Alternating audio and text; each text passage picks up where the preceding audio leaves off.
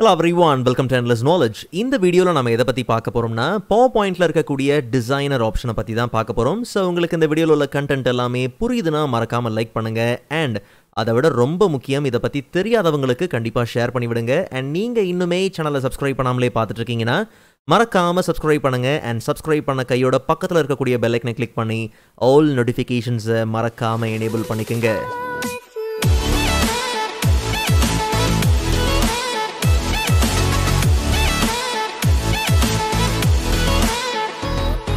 Alright, so first of all, PowerPointல இருக்கக்கூடிய designer option எங்க இருக்கு? ஹோம் டேப்ல கடைசில பார்த்தோம்னா டிசைனர் ஆப்ஷன் இருக்கும். ஈவன் டிசைன் டேப்ல போனோம்னா அங்கேயும் அந்த எண்ட் ஆஃப் த ரிப்பன்ல நமக்கு டிசைனர் ஆப்ஷன் இருக்கும். ஈஸியா இங்க இருந்து ஆக்சஸ் பண்ணி நம்ம யூஸ் பண்ணிக்கலாம். ஒருவேளை டிசைனர் ஆப்ஷன் எனேபிள் பண்ணி இல்ல அப்படிங்கிற பட்சத்துல ஃபைல் டேப்ல ஆப்ஷன்ஸ்குள்ள போனோம்னா ஜெனரல் செக்ஷன்லே கொஞ்சம் ஸ்க்ரோல் பண்ணி வந்தோம்னா PowerPoint டிசைனர் அப்படிங்கிற கேட்டகரி இருக்கும். அதில் automatically show me design ideas அப்படிங்கிறத எனேபிள் பண்ணியிருந்தாலே போதும்.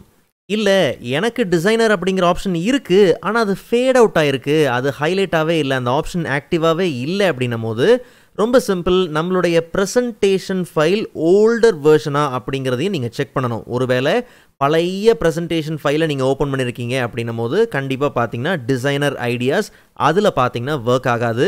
ஸோ அப்படிப்பட்ட ப்ரெசன்டேஷனை ஜஸ்ட் நீங்கள் ஃபைலில் சேவ் ஆஸ் கொடுத்து மறுபடியும் கரண்ட் வெர்ஷனுக்கு நீங்கள் என்ன பண்ணுங்கள், சேவ் பண்ணுங்கள். ஒருவேளை சேவ் ஆஸ் டைப் வந்து 97 to 2003 இந்த பிபிடி டைப்பில் இருக்குன்னா அதை பிபிடிஎக்ஸ் கரண்ட் வெர்ஷனுக்கு நீங்கள் என்ன பண்ணுங்கள், அதை சேவ் பண்ணுங்கள். ஸோ இது வந்து பார்த்தீங்கன்னா அந்த பிரச்சனையை சால்வ் பண்ணும்.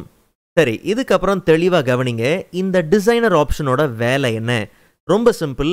இப்போ தான் ஒரு நியூ ப்ரெசன்டேஷனை நீங்கள் க்ரியேட் பண்ணுறீங்கனாலும் சரி, இல்லை ஏற்கனவே கண்டென்ட்டெல்லாம் வச்சு ஒரு ப்ரெசன்டேஷன் ஃபைல் ரெடியாக இருக்குது அப்படின்னும் போது அதை அட்ராக்டிவாக நம்ம ப்ரெசென்ட் பண்ணுறதுக்கு, ஒரு நல்ல லேஅவுட்டை ஃபார்ம் பண்ணுறதுக்கு, நல்ல டிசைன் ஐடியாஸை நீங்கள் கெட் பண்ணுறதுக்கு இந்த டிசைனர் ஆப்ஷன் பார்த்தீங்கன்னா யூஸ்ஃபுல்லாக இருக்கும். உதாரணத்துக்கு நீங்கள் ஏற்கனவே உதாரணத்துக்கு ஒரு எம்டியான ப்ரெசன்டேஷன் இருக்குது, அதில் எந்த கண்டென்ட்டை நீங்கள் ப்ளேஸ் பண்ணலைனாலும் சரி, ஜஸ்ட் நீங்கள் டிசைனரை கிளிக் பண்ணும்போது பார்த்தீங்கன்னா அதுக்கான டிசைன் ஐடியாஸ் பார்த்தீங்கன்னா உங்களுக்கு ப்ளேஸ் ஆகும். இதில் என்ன வேணும் அப்படிங்கிறத ஜஸ்ட் நீங்கள் கிளிக் பண்ணி எடுத்து நீங்கள் என்ன பண்ணலாம், யூஸ் பண்ணிக்கலாம். இல்லை இந்த டிசைன் ஐடியாஸ் உங்களுக்கு இன்னும் ஃபுல்ஃபில்லாக இல்லைன்னா சி மோர் அப்படின்னு கொடுத்து இன்னும் உங்களுக்கு தேவையான டிசைன் ஐடியாஸை இங்கேருந்து நீங்கள் பில்ட் பண்ணிக்க முடியும். அந்த லே அவுட்டை நீங்கள் கெட் பண்ணிக்க முடியும். அதுக்கப்புறம் உங்களுக்கு தேவையான கண்டென்ட் என்ன அப்படிங்கிறது எல்லாத்தையும் நீங்கள் ப்ளேஸ் பண்ணிக்கலாம். இமேஜஸ் என்ன எல்லாத்தையும் நீங்கள் சேஞ்ச் பண்ணிக்க முடியும். பட் இதுவே கண்டென்ட் எல்லாம் இருக்கக்கூடிய ஒரு ப்ரெசன்டேஷன் அப்படின்னும் போது அப்போது அந்த ஸ்லைடில் இருக்கக்கூடிய டெக்ஸ்ட்டுக்கு ஏற்ற மாதிரி, அந்த கண்டென்ட்டுக்கு ஏற்ற மாதிரியே பார்த்தீங்கன்னா நமக்கு டிசைன் ஐடியாஸ் பார்த்தீங்கன்னா வந்துடும். ரொம்ப சிம்பிளாக சொல்லணும்னா அந்த ஸ்லைடுக்கான லேஅவுட் ஐடியாஸ் பார்த்தீங்கன்னா நமக்கு கிடைக்கும். ஸோ இதில் நமக்கு என்ன வேணுமோ நம்ம என்ன பண்ணலாம், ப்ளேஸ் பண்ணிக்கலாம். ஒரு வீடியோ அந்த ஸ்டைலில் உங்களுக்கு வேணுமா, எப்படி வேணுமோ அதுக்கு ஏற்ற மாதிரி லேஅவுட்டை நீங்கள் என்ன பண்ணலாம், ப்ளேஸ் பண்ணிக்கலாம். ஸோ நமக்கு சஜஷன் பார்த்தீங்கன்னா நிறையா இருக்கும். எது உங்களுக்கு சூட்டபிளாக இருக்குது, எது இருந்தால் நல்லா இருக்குமோ அதுக்கு ஏற்ற மாதிரி தாராளமாக நீங்கள் என்ன பண்ணலாம், ப்ளேஸ் பண்ணிக்கலாம்.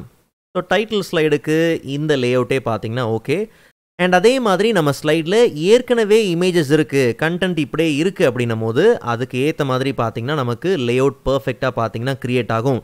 பட் பெஸ்ட்டான விஷயம் என்னென்னா, எவ்வளோக்கு எவ்வளோ நாம் இமேஜஸை கொஞ்சம் இன்க்ரீஸ் பண்ணுறோமோ அதுக்கு ஏற்ற நல்ல லேஅவுட் பார்த்தீங்கன்னா கிடைக்கிறது உண்டு.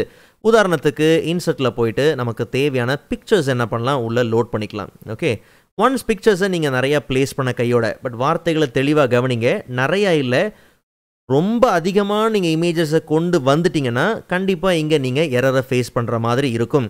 ஸோ அளவுக்கு அதிகமான அனிமேஷன்ஸோ அளவுக்கு அதிகமான இமேஜஸையோ நீங்கள் உள்ளே ப்ளேஸ் பண்ணும்போது கண்டிப்பாக நாம் டிசைனரில் எரர் ஃபேஸ் பண்ணுவோம். ஸோ அப்போது டிசைனர் என்ன சஜஸ்ட் பண்ணோம்னா, நிறைய இமேஜஸ் இருக்குது, நிறைய அனிமேஷன்ஸ் இருக்குது அப்படிங்கிறதான். பட் மோஸ்ட்டாக 2-3 அனிமேஷன்ஸ்லாம் இருக்குன்னா பிரச்சனை இல்லை. இல்லை பெஸ்ட்டு என்ன விஷயம்னா, டிசைனர் ஐடியாஸை யூஸ் பண்ணி உங்களுக்கு தேவையான லேஅவுட்டை ஃபார்ம் பண்ணதுக்கு அப்புறம் நீங்கள் அனிமேஷன்ஸை என்ன பண்ணலாம், லோட் பண்ணலாம். மற்றபடி இமேஜஸ் அண்ட் வீடியோஸை பொறுத்த வரைக்கும் நிறையா இருக்கும் போது கண்டிப்பாக நமக்கு பெஸ்ட்டான சஜஷன் வரப்போகிறது கிடையாது.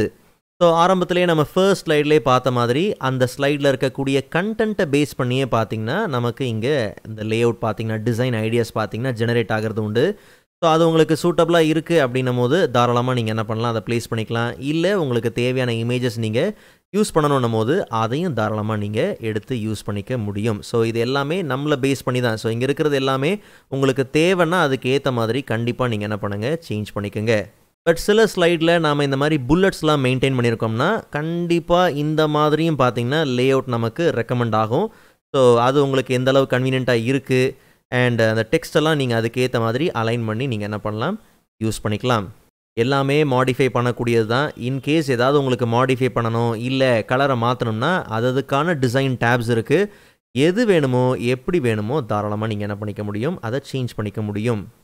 அண்ட் அதே மாதிரி ஸ்லைட் ஐடியாஸ் நமக்கு எண்ட்லெஸ்ஸாக வந்துகிட்டே இருக்குமானா கிடையாது. ஸோ இதுக்கெலாம் பார்த்தீங்கன்னா நமக்கு இதுக்கப்புறம் பார்த்தீங்கன்னா நமக்கு ஸ்லைட் ஐடியாஸே பார்த்தீங்கன்னா இல்லை. ஓகே, ஸோ அதையும் நீங்கள் கவனமாக என்ன பண்ணுங்கள், ஃபோக்கஸ் பண்ணிக்கோங்க. ஆல்ரைட், ஸோ ஃபைனலாக டிசைனர் ஆப்ஷனை யூஸ் பண்ணி நம்ம ஸ்லைட்ஸை எந்த அளவுக்கு மாடர்னாக நீங்கள் ப்ரெசென்ட் பண்ண முடியும் அப்படிங்கிற ஒரு ஐடியா பார்த்தீங்கன்னா நமக்கு கிடச்சிருக்கும். பட் ரொம்ப முக்கியமான 2 விஷயம் இருக்குது. ஒன்று, நாம் இந்த டிசைனர் ஐடியாவை இந்த ஆப்ஷனை நம்ம யூஸ் பண்ணணும்னா கண்டிப்பாக நமக்கு டேட்டா கனெக்ஷன் இருக்கணும். இல்லைனா இந்த மாதிரி தான் எரர் பார்த்தீங்கன்னா த்ரோ பண்ணும். அண்ட் 2வது, ஒருவேளை நீங்கள் மைக்ரோசாஃப்ட் 365 யூஸராக இல்லைன்னா இந்த ஆப்ஷனை நீங்கள் யூஸ் பண்ண முடியாது. மேபி ஃபியூச்சர் அப்டேட்ஸில் எல்லாருக்கும் கிடைக்கலாம். ஸோ கண்டிப்பாக நீங்கள் செக் பண்ணுங்கள். ஸோ இந்த வீடியோ உங்களுக்கு யூஸ்ஃபுல்லாக இருக்கும் நம்புறேன். அண்ட் ப்ரீவியஸ் PowerPoint வீடியோஸ்க்கான லிங்க் நான் டிஸ்கிரிப்ஷனில் கொடுத்துருக்கிறேன். கண்டிப்பாக நீங்கள் செக் பண்ணி பாருங்கள். ஸோ நெக்ஸ்ட் வீடியோவில் அதை விட இன்ட்ரெஸ்டிங்கான டாப்பிக்கை பார்க்கலாம். அதுவரை காத்திருங்கள்.